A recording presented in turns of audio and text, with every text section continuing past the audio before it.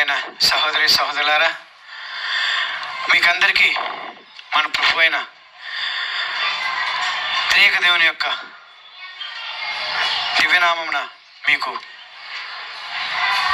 ఈనాటి 21వ పాఠమునకు స్వాగతం పలుకుతున్నాను. మనము త్రియేక దేవునిలో తండ్రితత్వము అను అంశం గురించి నేర్చుకుంటున్నాం. దీనిలో ఈనాటి 21వ పాఠము ముఖ్యాంశము 10 ఆజ్ఞలు. గౌరవనీయులైన సహోదరి సహోదరులారా, మనం అంతా ఒక విషయాన్ని గుర్తు చేసుకోవాలి. మన జీవితాలన్నీ తండ్రి అయిన యెహోవా దేవుని యొక్క అదుపాజ్ఞలో ఉంటాయని మనం అంతా ఒక విషయం గుర్తించాలి. వారి యొక్క 10 ఆజ్ఞలు పాటించకపోతే మనకు జీవితమే లేదని మనం అంతా ఒక విషయాన్ని గుర్తించాలి. తండ్రి అయిన యెహోవా దేవుడు ఎంతో గొప్ప శక్తివంతమైన దేవుడని మనం మొదటి పాఠం నుంచి ప్రతి పాఠంలోనూ వింటూనే ఉన్నాము. అదే గొప్ప ఆశ్చర్యం, అదే అబ్బురపాటు, అదే ఊహించతరం కానీ మహా అద్భుత శక్తిని ఈ పాఠంలో కూడా గ్రహించబోతున్నాం. గౌరవ సహోదరి సహోదరులారా, మనం ఈనాటి పాఠంలో ప్రత్యేకంగా తండ్రి అయిన యెహోవా దేవుడు ఐగుప్తీయుల బానిసత్వం నుంచి విడిపించిన తర్వాత వారిని 3 నెలలుగా తనే స్వయంగా సంరక్షిస్తూ పోషిస్తూ నడిపిస్తూ వస్తూ ఉన్నారు. గౌరవనీయులైన సహోదరి సహోదరులారా, అయితే తండ్రి అయిన యెహోవా దేవుడు తను 3 నెలల నుంచి అనగా దాదాపు 90 రోజులు వారిని నడిపించిన తర్వాత సీనాయి పర్వతం ప్రాంతానికి వచ్చిన పిమ్మట వారికి కొన్ని ఆజ్ఞలు ఇవ్వాలని నిర్ణయించుకున్నారు. ఆ ఆజ్ఞలే 10 ఆజ్ఞలు. ఆ 10 ఆజ్ఞలు మోషే ప్రవక్త గారి ద్వారా ఇప్పిస్తూ ఆ ఆజ్ఞలను ఇశ్రాయేల్ ప్రజలు తూచే తప్పకుండా పాటించాలని తెలియజేశారు. అయితే ఈ 10 ఆజ్ఞలను తండ్రి అయిన యెహోవా దేవుడు 40 సంవత్సరములు ఇశ్రాయేల్ ప్రజలు ప్రయాణం చేయవలసి ఉండగా 90 రోజుల్లోనే ఈ 10 ఆజ్ఞలు ఎందు నిమిత్తమై ఇశ్రాయేల్ ప్రజలకు 10 ఆజ్ఞలను జారీ చేశారో ఆ విషయాన్ని మనం ఇప్పుడు కూలంకషంగా తెలుసుకుందాం. దేవుడు ఇచ్చినటువంటి 10 ఆజ్ఞల్లో ఈ పాఠంలో మనం ప్రత్యేకంగా 3 ఆజ్ఞల గురించి తెలుసుకుందాం. ఆ 3 ఆజ్ఞల యొక్క వివరణ గురించి తెలుసుకుందాం. అయితే ముందుగా తండ్రి అయిన యెహోవా దేవుడు ఇచ్చినటువంటి 10 ఆజ్ఞల్లో ఎందుకు వారికి ఇంత వివరణగా 40 సంవత్సరాలు ప్రయాణం ముగియక ముందే ఇచ్చారు, ఏ ఉద్దేశంతో ఇచ్చారో మనం ఇప్పుడు ప్రత్యేకంగా తెలుసుకోవడానికి ప్రయత్నం చేద్దాం. పవిత్రాత్మ సర్వేశ్వరుని యొక్క శక్తితో. గౌరవనీయులైన సహోదరి సహోదరులారా, ఇప్పుడు మనం తెలుసుకోవాల్సిన కొత్త విషయం ఏమిటంటే తండ్రి అయిన యెహోవా దేవుడు ఈ యొక్క 10 ఆజ్ఞలను ఇశ్రాయేల్ ప్రజలు ఈ 90 రోజులు తండ్రి అయిన యెహోవా దేవుని యొక్క సంరక్షణలో, మోషే ప్రవక్త యొక్క నడిపింపులో, అహరోను ప్రవక్త యొక్క సహకారంలో ప్రయాణం చేస్తూ ఉన్నారు. మనకందరికీ తెలుసు, ఎప్పటి వరకు విన్నాం. గౌరవనీయులైన సహోదరి సహోదరులారా, ఇశ్రాయేల్ ప్రజలు ఇప్పటి వరకు తండ్రి అయిన యెహోవా దేవుని సంరక్షణలో ఆహారం ఏమి వండాలి, ఏమి తినాలి అని ఎప్పుడూ ఆలోచించే అవసరం లేకుండా వారిని పోషిస్తూ సమయానుకూలంగా వారి పశువులకు వారికి దాహార్తిని తీస్తూ అన్ని విధాలుగా తండ్రి అయిన యెహోవా దేవుడు వారిని కాపాడుకుంటూ నడిపిస్తూ వస్తున్నారు. ఇప్పుడు మనం తండ్రి అయిన యెహోవా దేవుడు 10 ఆజ్ఞలు ఏ ఉద్దేశంలో ఇచ్చారో మనం ఈనాడు మనకు దేవుడు తన యొక్క తండ్రితత్వం గురించి తెలుసుకోవడానికి ఇచ్చినటువంటి అధ్యాయము నిర్గమకాండము 20వ అధ్యాయము.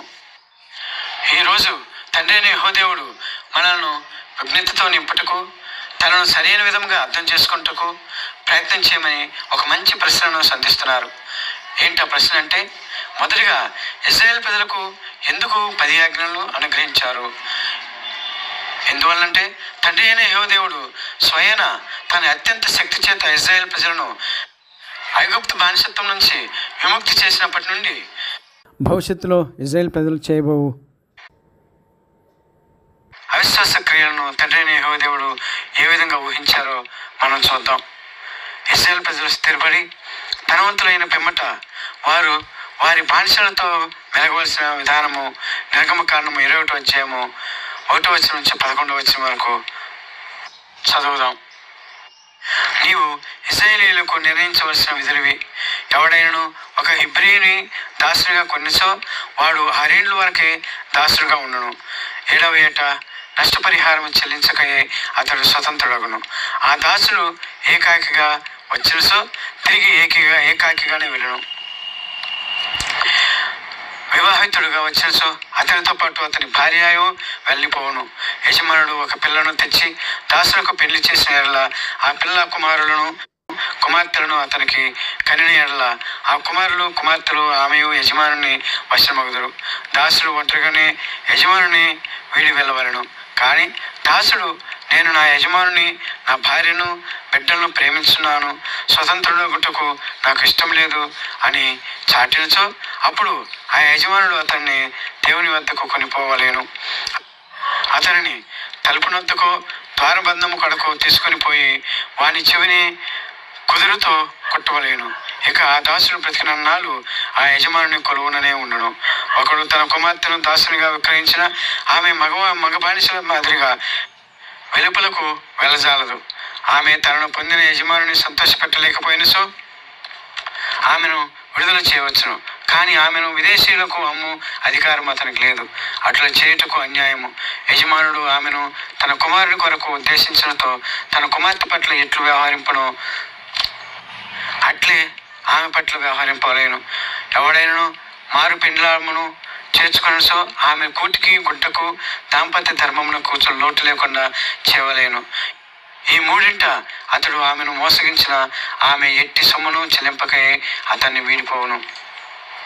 మరొక విషయము, నిర్గమకాండము 22వ అధ్యాయము 20వ వచనం. యావేకుగాక అన్ని దైవములకు బలులు సమర్పించు వారిని వెలివేసి కఠినముగా చంపవలేను. ఇక కానాను దేశంలో ప్రవేశించుటకు నియమములు. నిర్గమకాండము 23వ అధ్యాయము 23వ వచనం నుంచి 26వ వచనం వరకు.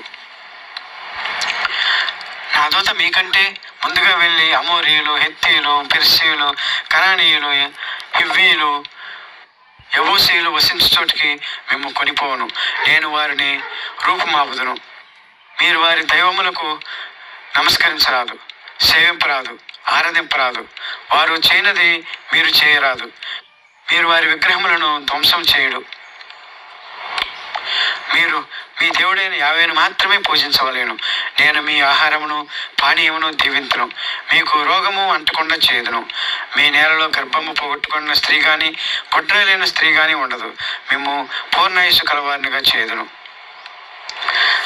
అయితే కానాను దేశంలో ప్రవేశించిన తర్వాత వారు యావే దేవుని విడనాడరాదు. ఎందుకంటే ప్రమాదం ఉంది. ఆ ప్రమాదం ఏంటో చూద్దాం. నిర్గమకాండము 23వ అధ్యాయము 33వ వచనము. వారు మీ దేశంలో నివసింపరాదు. నివసించినసో మేము రెచ్చగొట్టి నాకు వ్యతిరేకంగా మీ చేత పాపములు చేయించరు. మీరు వారి దైవములను సేవించినసో మీ పాలిటికి ఉరి తెచ్చుకున్నట్లే. ఇవి గౌరవనీయులైన సహోదరి సహోదరులారా, తండ్రి అయిన యెహోవా దేవుడు ఇశ్రాయేలు ప్రజలకు 10 ఆజ్ఞలు ఇచ్చుటలో ప్రధానమైన ఉద్దేశాలు.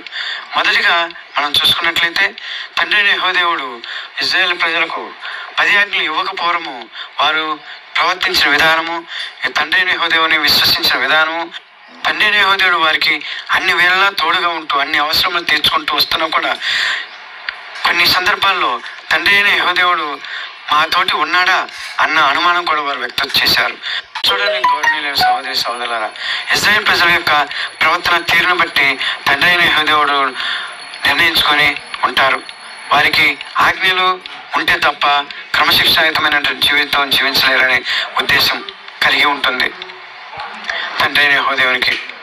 మరొక విషయం అంటే ఇంకా 39 సంవత్సరములు ఉండవలసినటువంటి వారి ప్రయాణంలో వారు ఆ 39 సంవత్సరములు గడిచిన తర్వాత కానాను దేశంలో ప్రవేశించినప్పుడు ఆ కానాను దేశంలో ఏ రాజులు ఉంటారో మనం చదువుకున్నాం. గౌరవనీయులైన సహోదరి సహోదరులారా, వారందరినీ తండ్రి అయిన యెహోవా దేవుడు ఇశ్రాయేలు ప్రజల కొరకు ఒకరి వెంట ఒకరు నిదానముగా లేక నెమ్మదిగా వారిని ఆ ప్రదేశం నుంచి వెడలగొట్టుతూ ఆ కానాను దేశం మొత్తం ఇజ్రాయేల్ ప్రజలకు ఇచ్చినప్పుడు ఆ ఇజ్రాయేల్ ప్రజలు ప్రవర్తించే విధానం అనగా వారు పూర్తిగా ఆ స్థానాన్ని ఆక్రమించుకున్న తర్వాత ధనవంతులై స్థిరపడిన పిమ్మట వారి యొక్క జీవితం కూడా ధనవంతమైన జీవితంలో జీవిస్తారు. కాబట్టి అప్పుడు ఇదిగో విదేశీయులకు మళ్ళీ లేక అన్యులకు మళ్ళీ వాళ్ళు కూడా బానిసలను చేకొని బానిసలతో పని చేసుకునే అవకాశం వస్తుంది. కాబట్టి ఆ సమయంలో కూడా ఇజ్రాయేల్ ప్రజలు ఎంతో శ్రద్ధగా, జాగ్రత్తగా, క్రమశిక్షణాయుతంగా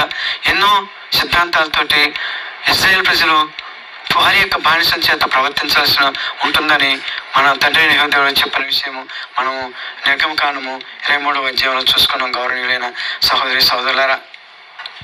అంతేకాక మనిషి యొక్క సహజ లక్షణం మనకు అందరికీ తెలుసు. ఒకసారి మనిషి అన్ని సుఖ సౌఖ్యాలు, ధనధాన్యాలు సమకూర్చి పెట్టిన తర్వాత తండ్రి అయిన యెహోవా అనగా అవన్నీ సమకూర్చుని పెట్టినటువంటి దేవుణ్ణి మర్చిపోయే లక్షణం. అందువల్లనే తండ్రి అయిన యెహోవా నిర్గమకాండము 22వ అధ్యాయం 20వ వచనంలో ఇలా అన్నారు, యావేకు గాక అన్ని దేవులకు బలులు సమర్పించు వారిని వెలివేసి కఠినంగా చంపవలేను అని ఆజ్ఞ జారీ చేశారు. అనగా తండ్రి అయిన యెహోవా ఇశ్రాయేలు ప్రజల్ని వాళ్ళ యొక్క భవిష్యత్తుని ముందుగానే ఊహించారు. అందువల్లనే ఇగో నిర్గమకాండం 23వ అధ్యాయంలో వారు జయించబో దేశము లేక చేరబో దేశమైనటువంటి కానాను దేశంలో ముందుగానే ఎన్ని జాతుల రాజులు ఉన్నారో మనము 23వ అధ్యాయము నిర్గమకాండము 23వ వచనంలో చూస్తాం.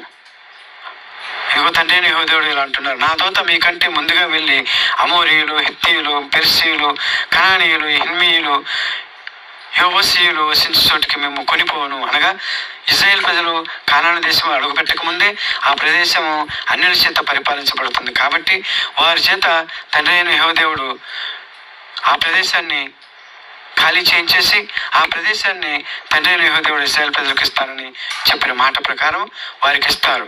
అయితే వాళ్ళు స్థిరపడిపోయిన తర్వాత కూడా ఏ విధంగా జీవించాలో వారికి ముందుగానే ఈ 10 ఆజ్ఞల ద్వారా తండ్రి అయిన దేవుడు హెచ్చరికలు చేస్తారు. గౌరవనీయులైన సహోదరి సహోదరులారా, ఆ ఉద్దేశంతో తండ్రి అయిన యెహోవా ఈ 10 ఆజ్ఞలు ఇచ్చారు. మరి ముఖ్యంగా మొదటి 3 ఆజ్ఞలు, ఆ మొదటి 3 ఆజ్ఞలు మరొకసారి జ్ఞప్తి తెచ్చుకుందాం గౌరవనీయులైన సహోదరి సహోదరులారా. మొదటి ఆజ్ఞ, మీకు నేను తప్ప మరొక దేవుడు లేడు. 2వ ఆజ్ఞ, పైనున్న ఆకాశం ఎందు కానీ క్రిందనున్న భూమి ఎందు కానీ నీళ్ళ ఎందు కానీ ఉండు ఏ వస్తువు యొక్క ప్రతిరూపమును కానీ విగ్రహమును కానీ మీరు నిర్మించరాదు, మీరు వానికి మొక్కరాదు, అనగా విగ్రహారాధన చేయరాదు అని 2వ ఆజ్ఞ. 3వ ఆజ్ఞ, మీరు మీ దేవుడైన యెహోవా నామమును దుర్వినియోగపరచకూడదు. ఇది కాకుండా విశ్రాంతి దినమును గుర్తుంచుకొని పవిత్రంగా దాన్ని ఆచరించవలను. ఇవి గౌరవనీయులైన సహోదరి సహోదరులారా, తండ్రి అయిన యెహోవా మొత్తం ఇచ్చినటువంటి 10 ఆజ్ఞల్లో ప్రథమ 3 ఆజ్ఞలు తండ్రి అయిన యెహోవాకి సంబంధించినవి. మిగిలిన 7 ఆజ్ఞలు కుటుంబములకు మరియు ఇశ్రాయేలు సమాజములకు సంబంధించినవి. వాటిని గురించి రాబో పాఠంలో నేర్చుకుందాం. ఇప్పుడు తండ్రి అయిన యెహోవా మనకి ఇచ్చిన ఈ భాగ్యానికి కృతజ్ఞతగా ప్రార్థన చేసుకుందాం. పిత పుత్ర పవిత్రాత్మ నామమున ఆమేన్. సర్వోన్నతుల సర్వశక్తివంతుడైన ఓ పరమ పవిత్రమైన త్రియక దేవా, మీకే స్తుతులు, మీకే మహిమ, మీకే ఘనత ఇప్పుడు ఎల్లప్పుడు కలుగును గాక. ప్రభు తండ్రి యెహోవా, మీరు ఇశ్రాయేలు ప్రజలకు ఆనాడు ఇచ్చినటువంటి ఈ 10 ఆజ్ఞలు సర్వ మానవాళికి మీరు అనుగ్రహించినటువంటి అవే 10 ఆజ్ఞలను మేము కూలంకుషంగా ధ్యానించుకునే అవకాశాన్ని మాకు ప్రసాదించినందుకు మీకు కృతజ్ఞతలు తండ్రి.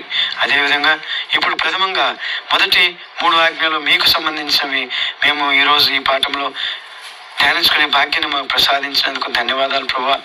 భూత భవిష్యత్ వర్తమానాల కాలాలను మీ యొక్క అదుపాజ్ఞలను ఉంచుకొని సర్వ మానవాళి సౌభ్రతృత్వ జీవితం కొరకు మీరు అనుగ్రహించినటువంటి ఈ యొక్క 10 ఆజ్ఞలను దేవా ఈనాడు కూడా సర్వ మానవాళి అర్థం చేసుకొని మీ యొక్క చిత్తాన్ని తెలుసుకుంటూ మీరు అనుగ్రహించిన దీవెనలు పొందుతూ మీ మహిమాత్మై జీవించే భాగ్యాన్ని మాకందరికి ప్రసాదిస్తూ మీరే నిజమైన దేవుడని, మీరు తప్ప వేరే దేవుడు లేదని, విగ్రహారాధనలో పోకుండా మీరే సర్వము సృష్టించిన దేవుడని మిమ్మల్ని మనస వాచ కర్మణ ధ్యానించుకుంటూ ఆరాధించుకుంటూ స్తుతించుకునే భాగ్యాన్ని మాకందరికి ప్రసాదించమని మా నాథుడు మీ కుమారుడైన యేసయ్య ద్వారా మేము ప్రతిమాని ప్రార్థిస్తున్నాం తండ్రి. ఆమేన్.